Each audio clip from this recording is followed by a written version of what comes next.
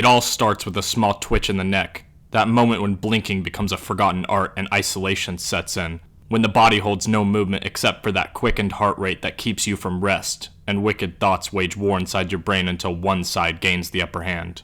That moment when 1 second you're trying to sleep, and the next you find yourself gripping a blade to your chest. There is no pain despite that blood that starts to leave you rapidly. The only pain comes from remembrance of past mistakes and long-left joys. There is nothing to complain about. It's just another night spent alone with thoughts that seek to walk the block and rip up tops. Alas, finally the first thing she felt was that of a lone tear forming down her cheek. This was it, the last straw. It ends here, so pick up the pace. The light sting wasn't enough to convince the long blade to leave her ribcage within. Just like her feelings, they were quickly disregarded by all. That wonderful sensation with the blade she had gifted once before, but never received.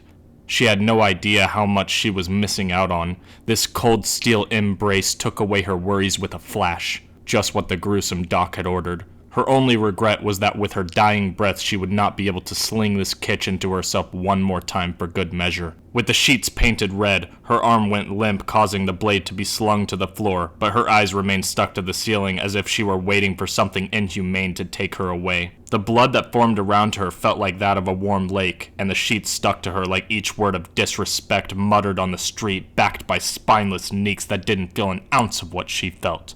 They think they feel like us? Questioned the dark voice in her head, spitting nothing but disgust, and with one last breath, only one sentence was quick to formulate in her mind, leaving her mouth along with the vital essence of life.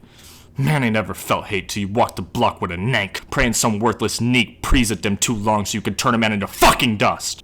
As her eyes burst open, she hesitated to move. She had yet to realize the blood only existed in her dreams. But that blade, it was not a work of fiction. It was gripped tightly in her hand, hidden beneath the covers as if it were her lover. But for the first time, it made her uneasy. Not enough to let go of course, but nervous enough to where she repositioned her body in such a way that would possibly prevent an unfriendly interaction. One created by a less than peaceful side of her mind.